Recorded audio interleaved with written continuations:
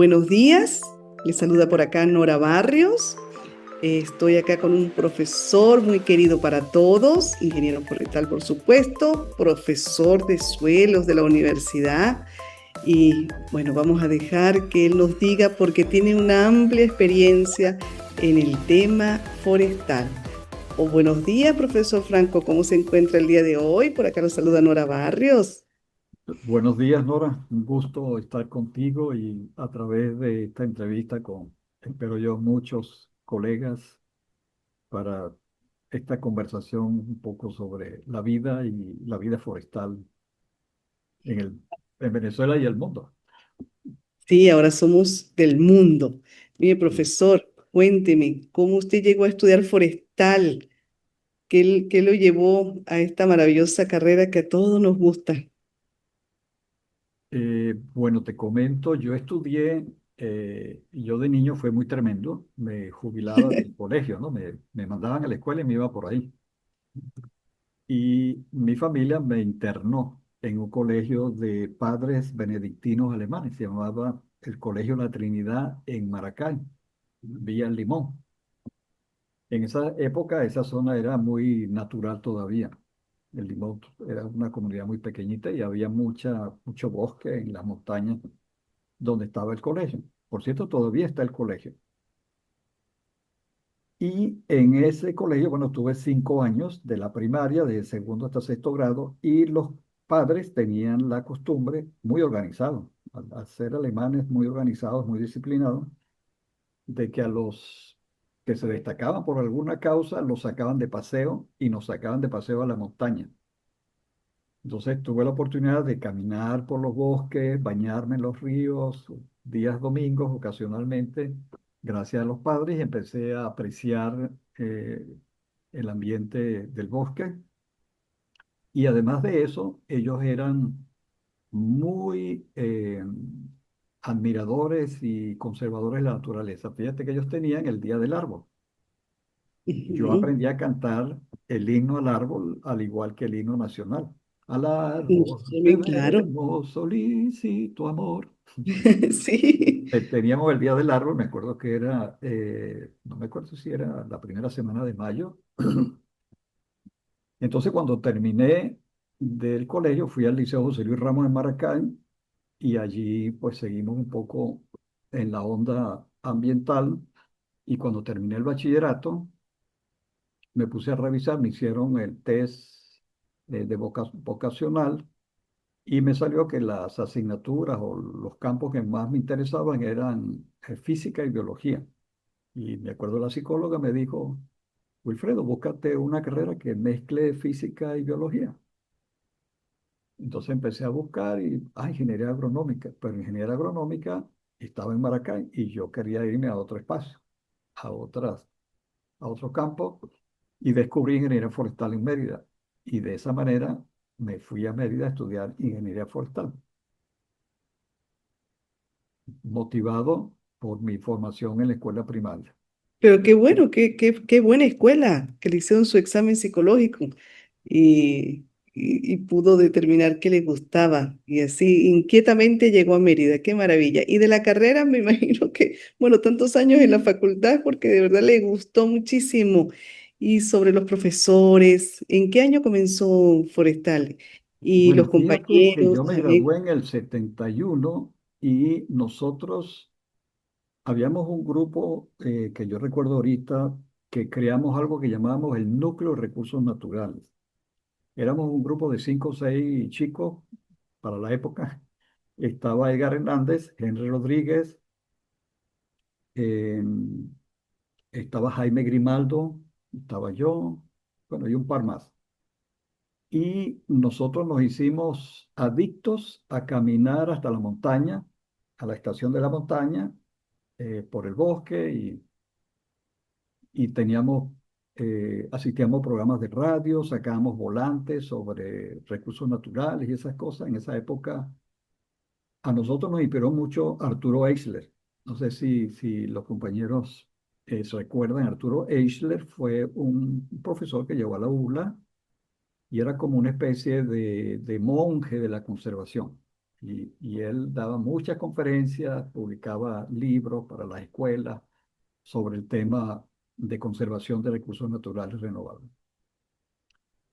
Y nosotros nos metimos tanto en el tema que cuando Jaime Grimaldo se graduó, que fue el primero que se graduó de nosotros, o sea, primero se graduó Jaime con Edgar, Henry también, y yo me gradué un par de años después. Y Jaime Grimaldo entró a trabajar como director del Parque Nacional Sierra Nevada. Entonces, mucho mejor para nosotros, porque ahora podíamos entrar al Parque Nacional ya con la autoridad del director y hacíamos actividades y programas en los pueblos del sur, en todas partes. De tal manera que cuando yo me gradué, eh, el ingeniero José Rafael García me dijo, Wilfredo, cuando termines, te vienes con nosotros. Entonces yo termino y me voy, que recuerdo que eso es una situación interesante. Cuando tú estás en la universidad y te estás graduando, tienes una intensidad en la cabeza y de acción y movimiento, y de pronto al otro día después del grado, un vacío enorme, ya no eres universitario, ni tienes empleo. Oye, yo sentí un vacío terrible, hice mi maletita y me fui a Caracas. Pensé que me pasaba a mí sola, pero creo que A, le pasa a a todas las todo, personas. Sí, sí, todo, sí, el todo. vacío. Y bueno, ¿y ahora qué? ¿Ahora qué hago, Ahora que Luis? viene. Entonces estuve con el ingeniero José Rafael García, tuvimos 3 meses, estuve allá con él en el Parque Nacional El Ávila, entrenándome, aprendiendo cosas sobre los parques nacionales, y un día pasa por mi escritorio y me tira así una hoja de papel. Entonces yo lo miro, él era altísimo, ¿no? Como 2 metros, flaco. Este, y me dice así, ¿lees? Entonces, bueno, cuando lo leo, decreto del presidente Rafael Caldera, queda terminantemente prohibido el ingreso de personal a la administración pública a partir de esta fecha, como parte de un conjunto de medidas administrativas, de ahorro, etcétera. Entonces yo lo veo y le pregunto, ¿y? Entonces me dice, ya no te puedo dar trabajo. ¡Wow! Bueno, agarro mi maletín y me regreso otra vez a Mérida. Y como al mes, 2 meses, sale un concurso, 3 asignaturas salen a concurso para profesor de la facultad. Genética forestal, edafología y silvicultura. Bueno, a mí te cuento que en la carrera la persona que más me inspiró fue Luis Enrique Rodríguez Poveda. Entonces, yo estaba enamorado de la ecología. Yo quería ser ecólogo, quería hacer ecología. Y entonces la que más se me pareció fue silvicultura. Fui a hablar con el profesor Finol y me dijo, bueno, Wilfredo, lo que pasa es que, bueno, ya yo tengo por ahí una persona que se ha entrenado conmigo y tal, qué sé yo, no voy a decir el nombre, pero bueno, compañero mío, muy apreciado, por cierto. Entonces me fui a hablar con la gente de genética, con Marcelino Quijada. Me dice, no, Wilfredo, lo que pasa es que nosotros queremos a alguien con maestría. Y tú estás recién graduado, no tienes maestría. Y yo, wow. Entonces, bueno, me quedó edafología. No me gustaba mucho. De la edafología que yo había visto en la universidad, me fui a hablar con el profesor eh, de edafología y él me dijo, mira, por ahí andan como 16 interesados. Y yo, bueno, me toca estudiar, lo voy a preparar.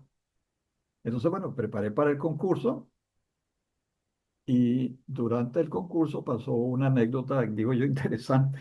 O sea que el concurso tenía 3 componentes, un examen escrito, eh, un examen oral y una clase. Entonces, cuando yo preparo mi clase, eso es por sorteo, me salió el tema, la materia orgánica en el suelo. Bueno, era para el siguiente día. Yo preparo la clase, preparo mis láminas, las proyecto, yo me posicioné y a mí me dijo el presidente del jurado, me dijo, usted es el profesor, nosotros somos los alumnos. Estaba Beillón, Finol, Aníbal Luna, estaba el profesor de suelo, que se llama el costarricense. Y bueno, estaban 5 allí. Entonces yo me posesiono como profesor, doy mi clase y ya, y me preguntaron muchas cosas. Yo creo que respondí bien. Y al final me pregunta el profesor de grafología, Wilfredo, tú has explicado muy bien que en el suelo el complejo catiónico que está en las arcillas, la materia orgánica, absorbe los cationes a través de las cargas negativas. Pero explícanos cómo hace ese complejo catiónico para absorber los aniones, como el nitrato, el sulfato, el fosfato. Yo ni idea. Y entonces yo lo que le dije fue, bueno, eso es tema de la próxima clase. Y soltaron una carcajada y bueno, ahí salí. Y bueno, resulté ganador en el concurso y entré en suelo. Entonces, se da la casualidad que inmediatamente después del concurso que yo ingreso, por supuesto yo no tenía cátedra porque habían dos profesores de suelo, estaba Rubén González también dando clases en geografía y en forestal y estaba el profesor titular. Entonces, y yo me pusieron a trabajar en investigación y yo tenía que ir mucho a la estación de San Eusebio, a la del IREL, en proyectos. Y trabajé con proyectos que hizo el profesor Finol en la Reserva Forestal Caparo, la parte de abajo. También en el lote de allá del distrito Cedeño, que se hizo un estudio grande allí. Entonces era más que toda experiencia de investigación y de campo. Y surge un convenio entre la Universidad de los Andes y la Universidad de Göttingen para hacer un proyecto en San Eusebio y a mí me asignan Ok. trabajar con el equipo alemán. Entonces, era un proyecto del doctor Hans Lamprecht, que había sido fundador del Instituto de Silvicultura nuestro. Y trabajé 2 años con los alemanes, vinieron tesistas alemanes, vino el profesor, bueno, Lamprecht, vino el profesor Hans Fassbender, el profesor Horst Felster con sus estudiantes de doctorado. Y bueno, yo estaba con ellos ahí haciéndoles, como se dice, la segunda y aprendiendo. Y entonces cuando el proyecto ya estaba cerrando, el profesor Fassbender me dice, vente con nosotros a Alemania, a hacer el doctorado allá. Eh, pues yo le dije, déjame pensarlo, porque el decano ya me mandó, el decano era Rafael Viloria, ya me mandó una especie de instrucción para que me prepare para ir a Cornell, en Estados Unidos. Bueno, entonces le estuve dando vueltas a la cabeza. Y yo dije, bueno, pero Cornell era, eso era más enfocado hacia agronomía, hacia agricultura. Yo quería ecología. Y cuando veo que Göttingen tiene el Instituto de Suelos y Nutrición Forestal, yo dije, ese es el mío. Y me fui a Alemania. Entonces allí tuve desde el 76 al 80, a 1980, con la suerte de que me permitieron hacer la tesis doctoral en Caparo. Entonces yo tuve 2 años en Caparo, vivía la mitad del tiempo en Caparo, la mitad del tiempo en Mérida, hice un estudio allí de suelos y ecología, mucho enfoque hacia la relación clima, vegetación, suelo, y dilucidamos un poco el tema de por qué hay selva decidua de banco, por qué hay selva decidua de subbanco, por qué hay selva decidua de bajío, por qué son deciduos aquí, por qué allá son siempre verdes. Todo eso tiene que ver con la dinámica del agua en el suelo. Entonces, la tesis me fascinó, la hicimos, regresé a Alemania, la presenté y regresé entonces con el doctorado y empecé a trabajar en la universidad, en la maestría de manejo de bosques y manejo de cuencas y en el pregrado. Profesor, ¿y cuántos años de clase en Mérida? ¿Cuántos años dio de clase? Bueno, estuve desde que llegué, desde el 80 hasta el 99, pero con una pausa. Resulta que yo me fui de año sabático. Me gané una beca de la Royal Society en Londres y estuve un año en la Universidad de Cambridge. Eso fue en el año 90-91. Y cuando regreso a Venezuela, yo conocí en la Universidad de Cambridge al ministro Enrique Colmenares Finol, que llegó con una comitiva de visita. Bueno, en realidad fue de visita a Londres y se acercó a la universidad. Y yo estaba allí, pues estuve conversando con ellos. Y él me pregunta, Wilfredo, ¿y cuándo regresas tú? Y bueno, regreso en septiembre. Estábamos como en febrero del 91. Oye, para que te vengas con nosotros, tenemos un proyecto con la cooperación alemana en la Amazonía, estamos creando SAD Amazonas, Sistema Ambiental de Desarrollo Amazónico, y necesitamos alguien con tu perfil para crear el Centro de Investigaciones Alexander von Humboldt en el Alto Orinoco. Imagínate. Y yo, wow, me voy. Wow. Llegué a Mérida, pedí permiso, no remunerado, y me fui a Puerto Ayacucho y estuve allí 4 años, que ese era un proyecto financiado por el PNUD y la GTZ, ahora se llama GIZ, antes se llamaba Gesellschaft für technische Zusammenarbeit, ¿no? GTZ.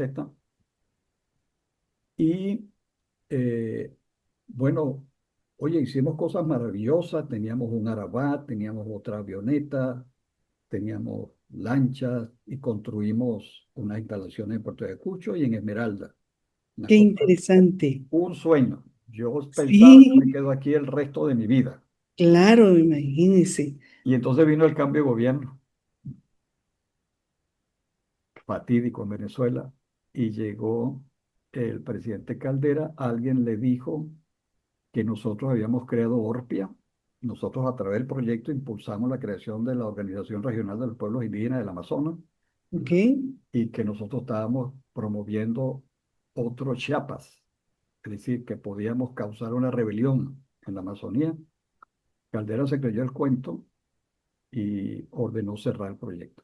Habíamos conseguido 10 millones de euros con la Unión Europea, más la cooperación de Alemania. O sea, era un sueño de proyecto. Y bueno, el ministro del Ambiente convocó al embajador, fuimos todos, y ahí el ministro nos dijo, lo lamento, el presidente ordenó cerrar el proyecto. Qué Así que, lástima. oye, eso fue tristísimo. eh, y bueno, ahí regresé a Mérida después de Y cuatro también años. el impacto para las comunidades indígenas Bueno, fue Orpia de sigue, gran... sigue existiendo, forma parte de la COICA, pero bueno, nosotros inclusive conseguimos un proyecto de una grúa para hacer investigación en las copas y la instalamos allá en Esmeralda, en el bosque ribereño de Esmeralda, un proyecto de $700.000 de la Academia de Ciencias de Austria. O sea, iba a ser una experiencia fantástica de ciencia y tecnología.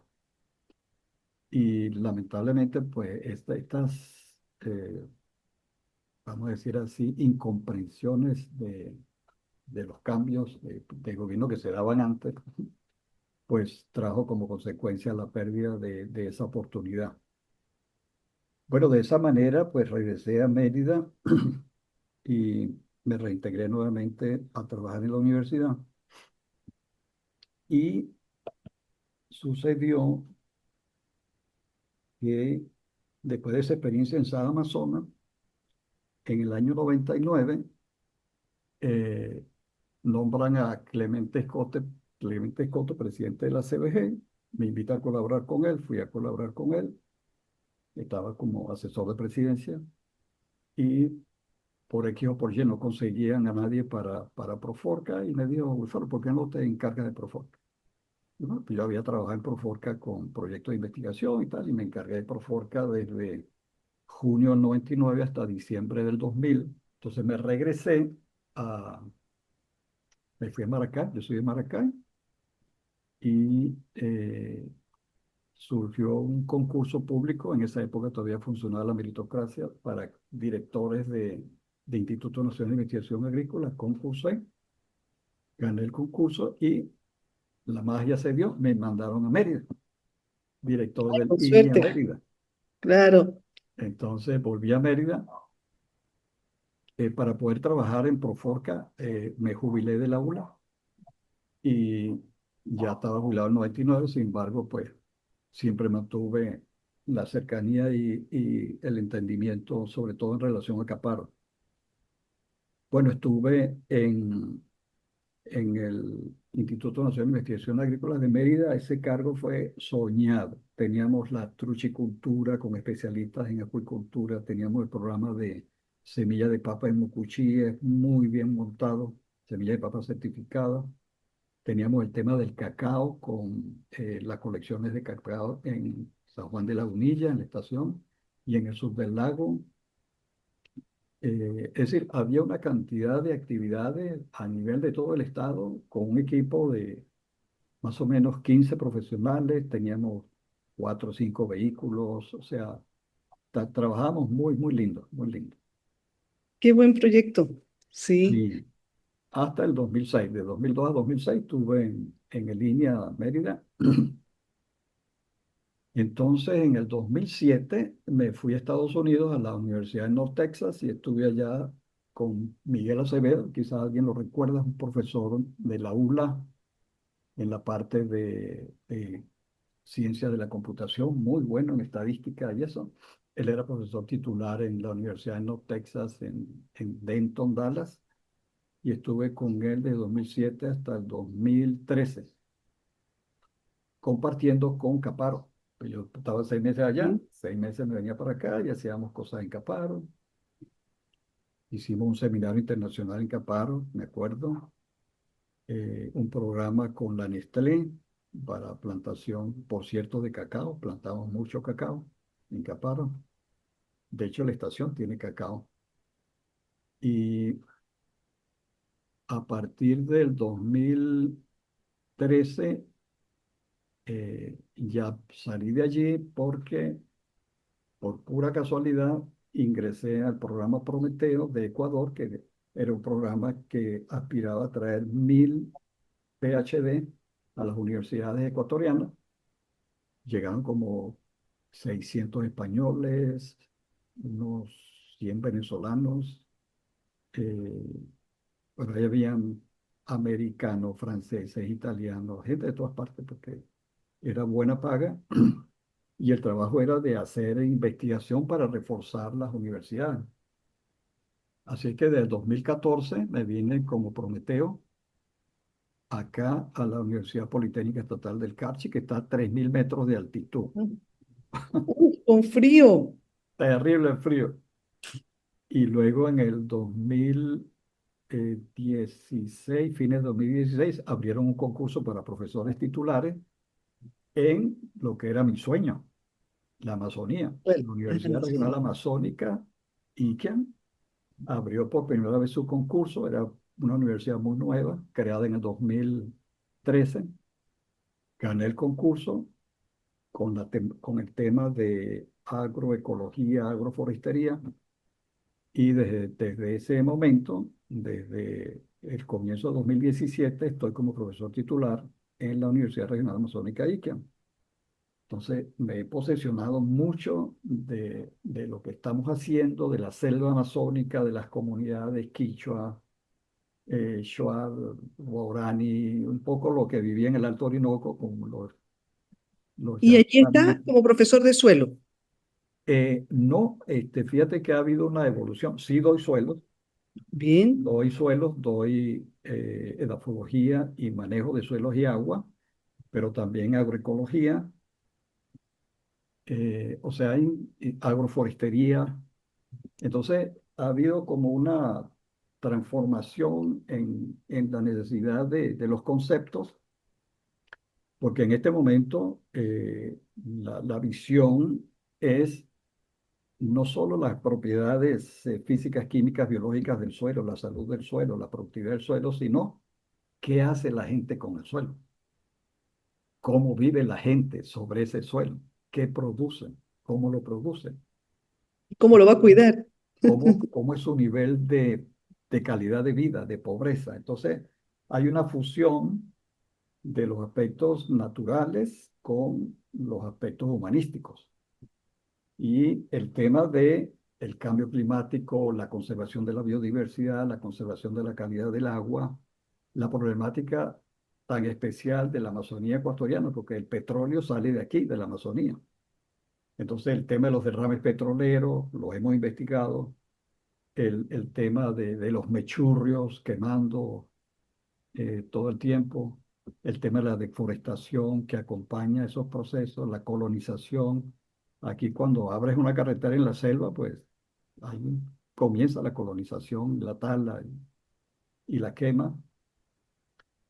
Entonces nosotros eh, creamos la carrera de agroecología, fue la primera carrera de agroecología en el Ecuador. Y salen que como ingenieros en agroecología. Salí como ingeniero en agroecología, creamos la carrera de biocomercio. Bueno, de agroecología yo fui el presidente de la comisión y en el de biocomercio fui un miembro más.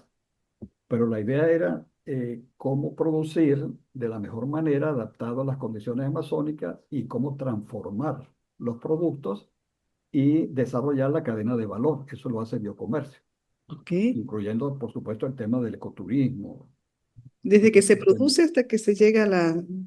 Exacto, porque la universidad está muy, muy imbuida en el ambiente amazónico. Entonces, fíjate las carreras que hay aquí, biotecnología. En la Ajá. carrera de biotecnología Es una carrera del futuro. se investiga, por ejemplo, los contenidos moleculares de los venenos de serpiente. Y se han encontrado más de 20 moléculas súper interesantes. Se estudian los metabolitos de las plantas medicinales que usan los indígenas y se han Wow. comprobado componentes activos bien interesantes contra microorganismos y virus. Se investiga en biotecnología cómo se transforman los productos, ¿no? Desde el punto de vista Sí. alimentario, cómo se avanza con el tema de la salud. Es decir, la biotecnología es muy amazónica aquí. Y a través de convenios con universidades europeas, norteamericanas, pues hay un flujo constante en ambas direcciones. Y la investigación dando pie para seguir estudiando. Bueno, la universidad es una universidad de investigación. O sea, Wow. la universidad, a pesar de tener 10 años, tiene el quinto lugar, se ha posicionado en el quinto lugar entre las que publican más.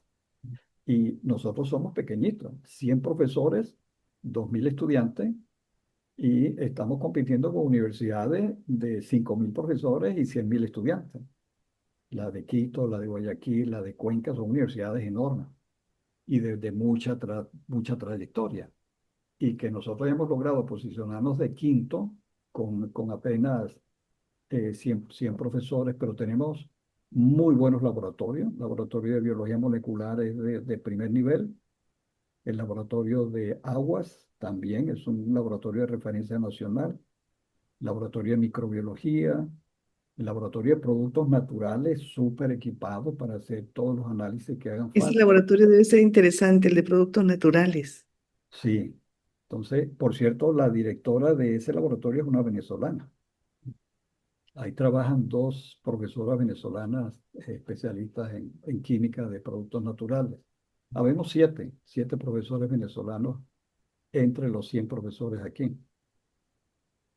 Bueno, para que veas, por cosas de la vida, yo he sido rector, decano y director de la universidad. Sin embargo, el tema administrativo aquí es agotante. Eh, eh, la trama burocrática y de normas hace casi, o sea, muy, muy difícil avanzar con la administración de los recursos públicos. Yo calculo que aquí se gasta por cada $3 de gasto público, se gasta por lo menos $1 en cosas superfluas de control, de... Auditorías de... Horrible. Un chequecito de $20 tiene que ser firmado por 7 escritorios y en 7 carpetas. Es terrible. Siempre creo que ha sido así. Bueno, en las empresas privadas es así. Las auditorías y los controles, pues siempre, y ahora en las universidades. Bueno, Ahora, aquí profesor, y la Contraloría es dura. Es decir, aquí la Contraloría, por ejemplo, te hace una observación. Por ejemplo, aquí hubo el segundo concurso, fue en el 2018, de profesores. Yo fui bien, presidente de una comisión de un tribunal de concurso, ¿no? Éramos 5 profesores, cada uno de una universidad diferente, porque no teníamos especialistas en el área. aquí que fueran titulares, porque para ser miembro de un tribunal de concurso tiene que ser titular. Entonces, los cinco no nos conocíamos. Entonces, bueno, yo como local fui el presidente del tribunal, dirigí todo el proceso y concursaron. eh, Eran 36 cargos en 5 áreas. Hubo 5 tribunales. Bueno, el año 2020, a fines de 2020, nos llegó una observación de Contraloría diciendo que había habido irregularidades en los concursos, en los 5. Y eso se extendió y se extendió y se extendió todavía. El año pasado me llega a mí una carta, bueno, a los 5 miembros del jurado, es una Bien. anécdota. Usted debe pagar $7.500 por las irregularidades en el concurso de fulano de tal, al cual se le comprobó esto, esto, esto, esto y esto. Además, usted será objeto de destitución. Bueno, de una vez me llaman los otros 4 profesores, Wilfredo, ¿y qué hacemos? Digo, "Bueno, ¿qué va a hacer? Pues buscar Sí. un abogado".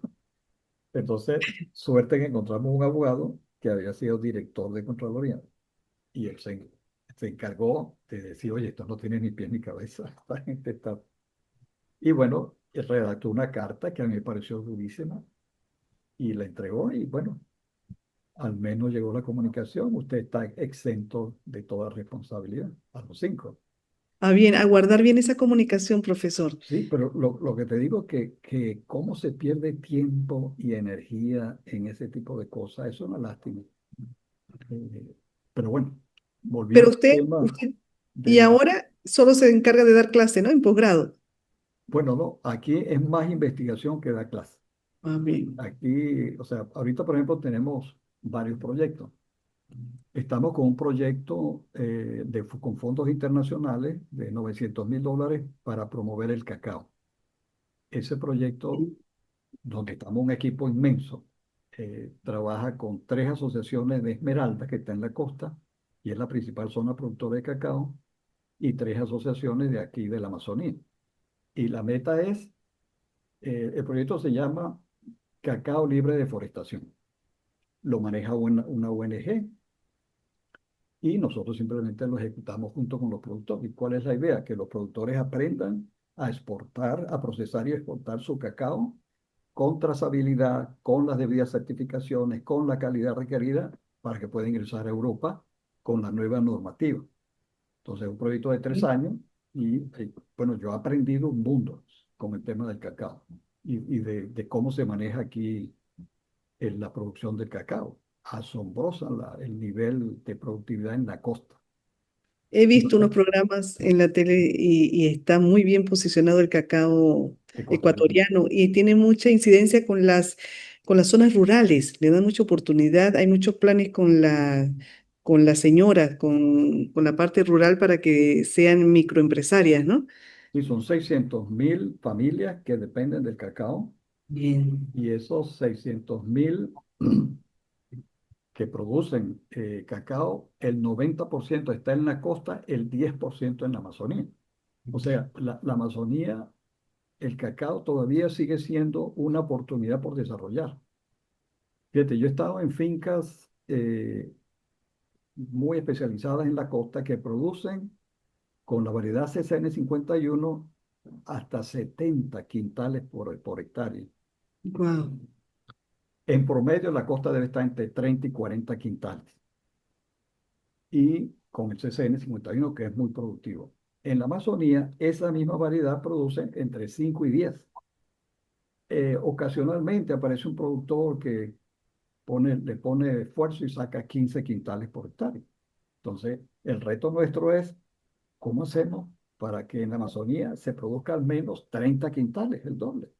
¿Y Eso eso es muy acompañado de la difícil. agroforestería o plantaciones Bueno, el libres? CCN51 se maneja en monocultura a pleno sol. Bien. No, el cacao nacional fino de aroma sí se maneja con sombra, con sistemas agroforestales. Ahora, nosotros estamos probando, tenemos una finca experimental, estamos probando otras variedades con sistemas agroforestales. Por ejemplo, tenemos una variedad que se llama Pichilingo 800 y 801 Es 50% Nacional Fino de Aroma y 50% CCN, 51.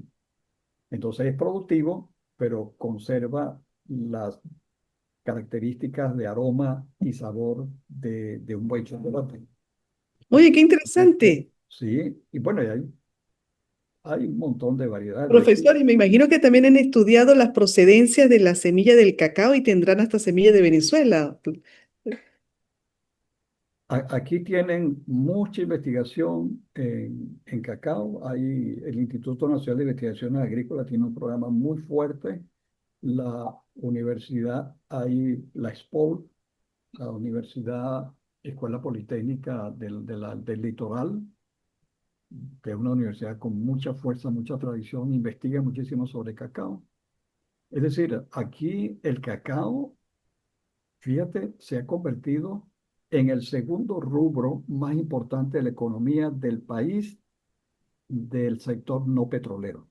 Primero el petróleo, Sí, claro. es que tiene más o menos el 20% del Producto Interno Bruto. Y luego está el camarón. El camarón genera 5.000 millones de dólares al año. Pero el cacao ya pasó al banano, que el banano era el segundo con 3.500 millones. ¿Te acuerdas que Ecuador es el primer Sí, exportador claro, de mundial banano, en por supuesto. camarones, en banano y en rosas? El tercero eran las flores. El Ah, no cuarto, sabía, el Flores. cuarto era el cacao. Bueno, ahora el cacao ya sobrepasó a las flores y ya sobrepasó al banano. Entonces, se le está dando mucho empuje al tema del cacao, tanto desde el punto de vista de la productividad como desde el punto de vista de la calidad y del desarrollo de la cadena de valor. Entonces, aquí están las compañías internacionales grandes, está la cooperación internacional y sobre todo hay mucho interés en que el cacao se convierta en una herramienta de conservación de la selva amazónica. Ok, ¿Cómo? Bueno, mitigando la pobreza y así, además de eso, con sistemas agroforestales. Entonces, la carrera nuestra de agroecología y lo que hacemos como forestal, pues cae bien. como anillo al dedo.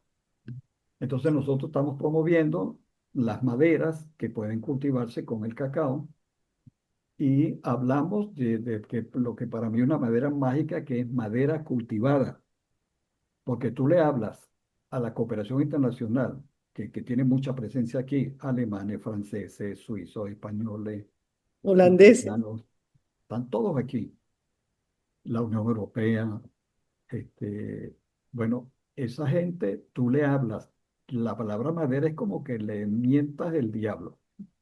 Ok, Te dicen, no, no, doctor, por favor, productos no maderables del bosque. Entonces yo me mantengo. ¿Cómo que productos no maderables? Si de aquí salen 250.000 metros cúbicos de madera legales, sin contar los no legales, ¿cómo vamos a voltear la cabeza para allá? Y todo eso se está haciendo sin sostenibilidad. Entonces a la madera hay que prestarle atención. Y yo hago énfasis en madera cultivada, porque el día que tengamos bastante madera cultivada, nadie tiene que ir al bosque. Entonces, ¿cómo vamos a cultivar madera? Con sistemas agroforestales, que la gente pueda producir su yuca, su maíz, su cacao, su café, su guayusa, etcétera, sus frutales, a la vez que la madera crece. Entonces, esa es la prédica nuestra aquí. Y la otra prédica fuerte es la de los bioinsumos. No queremos agroquímicos tóxicos. Entonces, trabajamos mucho con biochar, con bioles, con biocompost, con biocontroladores, es decir, con el equilibrio ecológico, buscando la forma de trabajar en esos temas, ¿no? Bueno, Bueno, ese, profesor, disculpe que lo interrumpa. ajá. En línea en Venezuela se producía un fungicida biológico que era excelente, a base de la cáscara de la naranja, ¿no? O estoy equivocada, pero era muy bueno, muy Bueno, en bueno. Oaxaca se usaba para el control de la hormiga, se utilizaba la cáscara de la naranja con un insecticida que se llevaban, o fungicida, se llevaban las hormigas a su colonia Sí, y pero eliminaban ya sus huertas de hongos. Pero sí, pero no, es que hay muchas maneras hay de muchas hacer. maneras y me imagino que ahí en la universidad donde está, pues la experiencia de usar productos biológicos para mantener el equilibrio, ¿no? Sí, inclusive aquí hay ONG que han venido trabajando por décadas en el tema del uso de la bauberia, por ejemplo, en el caso del control de la roya en el café, con el tricoderma para como antagonista de Sí, moniliasis en eso cacao. es bueno. Es decir, en el INEA venden productos de ese tipo en polvo, que la gente simplemente lo diluye, lo asperja con la bomba y si lo hace regularmente, pues va a proteger su cultivo. Entonces, no hay por qué acudir a los insecticidas tóxicos. Profesor, y disculpe, y en cuanto a la madera para agroforestería con el cacao, ¿cuáles tienen seleccionadas? ¿Cuáles son las Bueno, aquí hay específicas? una fabácea que se llama eh, chuncho, o también le dicen, a ver, es una madera que crece, estamos evaluándola, tiene las características muy parecidas a las del cedro, Bien, crece alrededor de 10 a 12 metros cúbicos por hectárea año, hay mucho.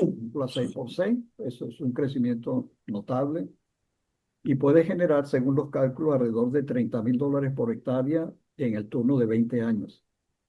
Entonces, la propuesta que tenemos es eh, hacer el sistema agroforestal con el chuncho, también lo llaman tornillo. Bien. eh, es muy popular en Perú, en Venezuela muy poco conocida, pero sí la hay en Guayana. Con Eh, otro nombre, me imagino, ¿no? En Venezuela. la llaman tornillo, sí. Ok. Eh, esa especie, al ser fabácea, favorece obviamente la nitrificación del suelo. Puede mezclarse muy bien porque es de copa pequeña. Hasta los 10 años todavía la copa sigue siendo pequeñita. Y permite entrada de luz para el cacao. Exacto, exacto. Para el cacao, café, para otros productos. Entonces, es un ejemplo, pero también aquí llaman laurel, llaman al pardillo, al Cordia liodora. Hay como unas 20, 25 maderas valiosas de mucha calidad aquí en la zona.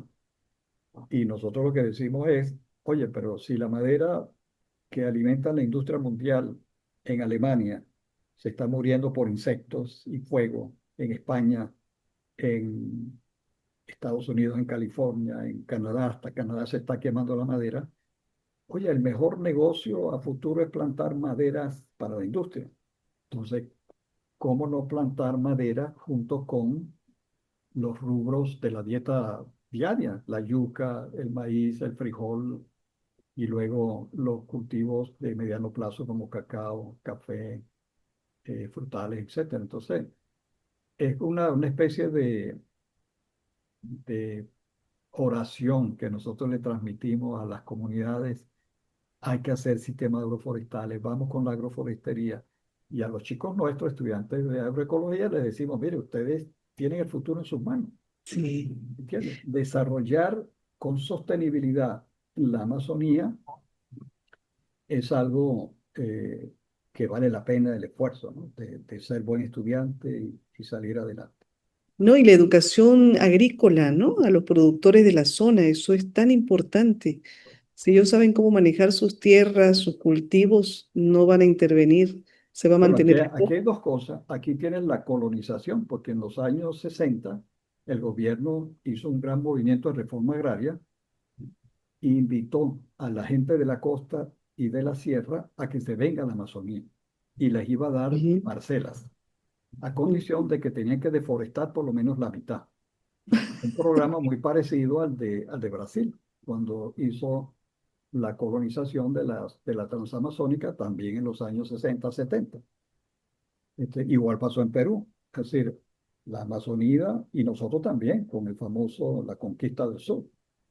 Es decir, en esos años, los 60, 70, hubo un nacionalismo, algo así como yo quiero conservar, apropiarme de todo mi territorio y la mejor manera es mudando gente para allá y que empiece actividades productivas. Entonces, la gente de Ecuador son tres países en uno. La costa es una idiosincrasia, es una cultura, es una economía. La sierra es otra cosa y la Amazonía es otra. Y a veces les cuesta entenderse. Parece como que hablaran idiomas diferentes. Su forma de pensar, su forma de ver las cosas es muy diferente. Igual Entonces, que Venezuela, ¿no? En Venezuela la parte de la cordillera diferente a la costa, sí, el pero pensamiento no y con ese nivel de diferenciación que hay aquí. wow. Sí, Entonces debe ser complicado. sí, es complicado. Entonces la gente que viene de la sierra y de la costa viene a deforestar para traer su ganado, sus pastos, o para sembrar monocultura de maíz con agroquímicos, o arroz, o lo que saben hacer, o caña de azúcar, y eso no debería ser aquí.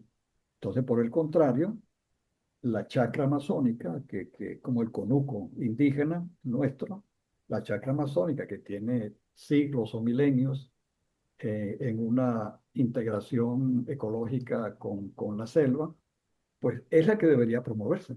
Sin embargo, el Estado tiene programas de fomento de maíz y arroz, pero no tiene programas de fomento de la chacra. Eso es algo que yo no, o sea, siempre estoy en reuniones con las instituciones. Hay que promover la chacra, no la monocultura en la Amazonía. ¿Por qué? Porque lo fundamental en la Amazonía es el agua, la calidad del agua. O sea, yo les pronostico, le digo yo a los chicos, ustedes o sus hijos van a exportar agua de la Amazonía a la sierra y a la costa y a otros países, porque el recurso, el verdadero oro, el verdadero petróleo en términos de valor de la Amazonía ecuatoriana es el agua de buena calidad. Entonces, si esa agua es de buena calidad y es abundante, hay que cuidarla como un tesoro.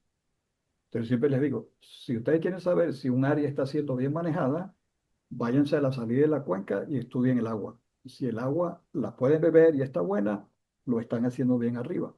Pero si el agua está contaminada por patógenos o por químicos, algo están haciendo mal arriba.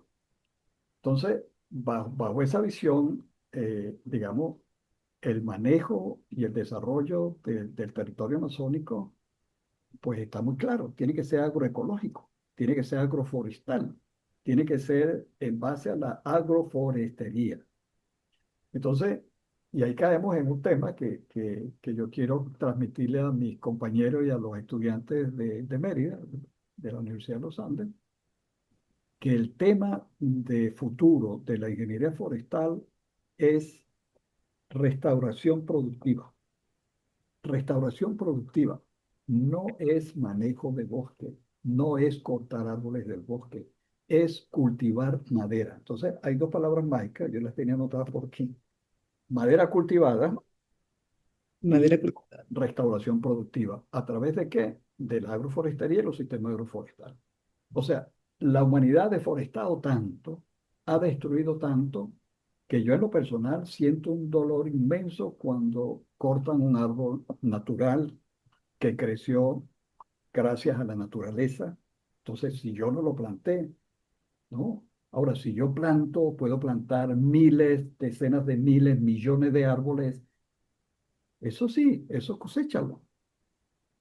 Pero necesitamos la naturaleza intacta porque ahí están los polinizadores, ahí están los controladores, ahí está el oxígeno, ahí está el secuestro de carbono, ahí está la microbiota propia del suelo, es decir, ahí está áreas de recreación para nosotros, ahí está el pulmón del mundo, como dicen. Y lamentablemente, yo siempre decía cuando estaba dando clases allá en la facultad, que nosotros deberíamos hacer una veda total de la explotación del bosque natural por 30 años. ¿Por qué? Porque en 30 años íbamos a tener la mentalidad, la organización y los conocimientos para hacerlo bien. Pero ahorita lo estamos viendo. Tú abres un camino forestal para extraer madera y por ahí van a entrar los mineros, los cazadores y los colonizadores. No hay control, ni antes y ahora menos. Entonces, oye, ojalá pudiéramos llegar a ese acuerdo de no tocar los bosques naturales y cultivar madera, restaurar en forma productiva, tal como lo estoy diciendo, con diferentes rubros, con policultivos y tenemos todos los llanos occidentales para trabajar, el sur del lago para trabajar, los llanos orientales, recuperar las áreas del antiguo Pinos Caribe que se han perdido. Ahora hay nuevas oportunidades. El mundo necesita plantar árboles, necesita secuestrar carbono, el mundo necesita madera. Entonces, claro que tiene futuro la carrera, pero la orientación es constructiva en el sentido de cultivar madera, adelante con los sistemas agroforestales, resolver el problema de la pobreza. Y ahí viene el otro tema, que es que si tú produces en un área, lo ideal es que la comunidad se capacite, se organice para dar valor agregado local. Entonces, por ejemplo, si yo produjera un proyecto en el oriente, yo me metería con el Marañón. Bueno, allá se llama el Merey. Bien, sí, Merey es la tercera nuez más cara y más vendida en el mundo. el mundo. Bueno, esa nuez se produciría allí junto con madera y la comunidad debería ser la que lo procese y lo venda. Es decir, que tuviera ese ingreso para salir de la pobreza y se sentiría identificada con el proyecto. Ahora, no quiero terminar la entrevista sin antes mencionar el caso de el proyecto de Cojedes, ¿Cuál? el que tiene la empresa Mocarpel, que tiene eucaliptus y junto con el De eucalipto, Forza, ¿será? de Forza. De Forza, sí. Exacto. Eso es un sueño. Acaba de cumplir Sí. 60 años. Yo admiro a su principal doctor, creador, el gran patrocinador y el gran doliente de ese proyecto, el inspirador de ese proyecto, y a todo su equipo. O sea, ellos han logrado producir madera, producir sistemas ¿Vos?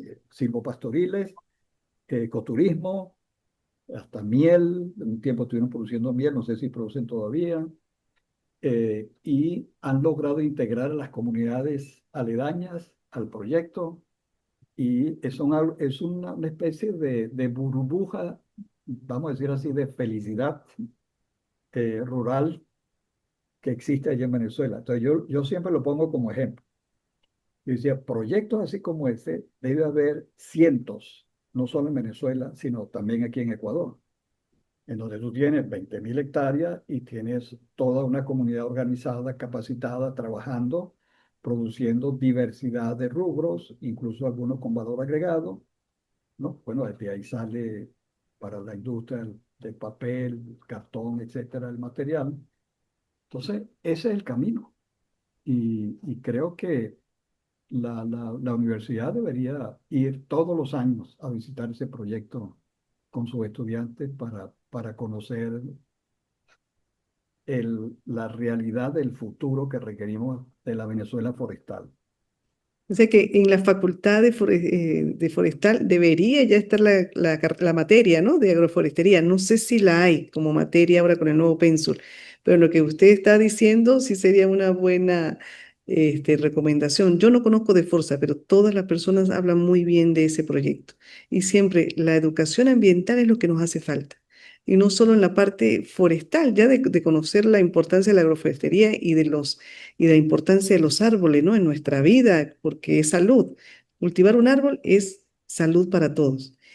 Es desde niños, desde que inicia la escuela. Cada escuela, cada colegio debería tener una materia de medio ambiente como materia para que las personas desde muy chiquitas empiecen a sentir el amor por la naturaleza y el respeto que merecen para poder mantenerla en el tiempo, ¿no?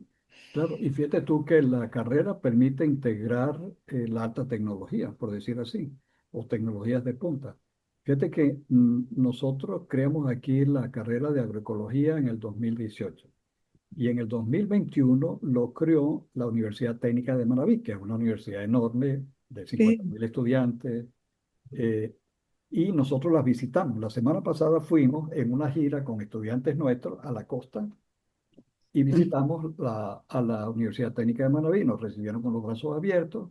Vamos a hacer un convenio de integración entre las dos carreras de agroecología, pero me impresionó de ellos que tienen un laboratorio de cultivo de tejido donde están generando miles de arbolitos de la especie que ellos quieran. Entonces nosotros ok. decimos, mira, el chuncho, Severelinga caterniformes, se necesitan producir millones de esos arbolitos. Dice, es muy fácil, aquí lo podemos hacer con un cultivo limpio, ¿no? Como es la producción in vitro. Y igual con el tema de la vainilla. Ese es otro proyecto que tenemos ahorita. Estamos estudiando la vainilla, las vainillas, porque aquí hay 6 especies de vainilla, y estamos Ah, estudiando el Theobroma bicolor. Theobroma bicolor es un hermano del Theobroma cacao, que es un árbol que produce unos frutos enormes, y la nuez se hornea y se come como fruto seco. Es como una nuez. ok, como el Entonces, merey. como el Merey, sí. Y está cogiendo fuerza en Europa el Teobroma bicolor y estamos saliendo adelante con ese proyecto. Es un proyecto internacional con financiamiento de la FAO, del Instituto Interamericano de la Cooperación Agrícola, y estamos trabajando hermanados con el INIAP, desde acá del Ecuador. Entonces, ese es un proyecto que valoriza los recursos de la biodiversidad local, ¿no? Sí. Igual se pudiera hacer en Venezuela, porque el tema es que esos recursos eh, van quedando como en el olvido, ¿no? El proyecto se llama Conservación y Promoción de los Parientes Silvestres de Especies Comestibles. Entonces, bueno, parientes silvestres, especies comestibles, aquí lo llaman cacao blanco o patas mullo. Y es que es pequeñita o No, es una cosa así. una valla grande. Sí, por ahí la tengo. Ya la producen. Aquí hay 2 pequeñas fábricas que lo producen cubierto de chocolate, salado o natural, y está siendo exportado a Europa. Poquito, 1,5 toneladas, 2 toneladas al año, pero es un buen comienzo. ¿Cómo se llama para buscarla? Porque ya me dio curiosidad. Teobroma bicolor, sí. Es como también como el copoazú en Venezuela, es un pariente del cacao, el copoazú, Teobroma grandiflorum, que tiene un potencial enorme. Entonces, ese tipo de rubros son, en cierta forma, hacia donde debemos apuntar. O sea, yo me imagino, por ejemplo, Caparo y Ticopor y el mismo San Camil. O sea, como áreas de producción bajo sistemas agroforestales de un montón de rubros que tienen, digamos, valor económico enorme, en lugar de tener pasto y vacas. Entonces, para mí, el balance económico y ambiental de comparar pasto y vacas con un sistema agroforestal que puede generar 10 15 rubros diferentes, es absolutamente Viable. La inigual. O sea, solución. no tiene comparación. Y sin embargo, o sea, yo creo que no hay ningún balance económico que justifique tener pasto y vacas en centenares de miles de hectáreas. No lo hay. Entonces, esas tierras son las que tenemos que conquistar desde la carrera de ingeniería forestal para los sistemas de policultivos, para restauración productiva, para resolver el tema de la pobreza, una industrialización local. Ese es el camino, tal como lo vemos aquí, estamos tratando de promoverlo aquí. Qué interesante, profesor. De verdad que llama la atención lo que está haciendo y provoca como visitar esa institución para conocer más a detalle todos los proyectos que, como sabemos, son importantes para la ecología y para nuestra área forestal. Y hay tanto para seguir hablando y me encantaría continuar. Sin embargo, ya se acaba el tiempo. Muy agradecida por su participación, mucho aprendizaje. Reciba un caluroso saludo de todos sus colegas que lo admiran, lo aprecian, sus alumnos y todo el sector forestal que han tenido la oportunidad de conocerlo y de compartir con usted. Muy agradecida por la entrevista. Muchísimas gracias. Espero que sigan los éxitos, que siga aportando muchísimo y dando ese renombre de Venezuela en Ecuador y en cualquier parte del mundo donde sea usted apreciado en lo que hace.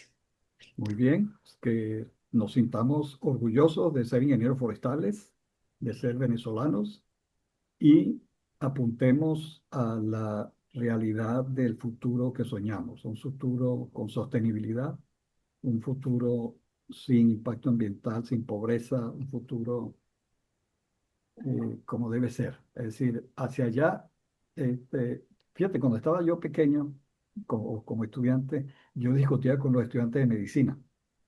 Ellos decían, la medicina es la más importante porque es la salud de la gente, de las personas. Yo les decía, ingeniería forestal es más importante porque es la salud del planeta.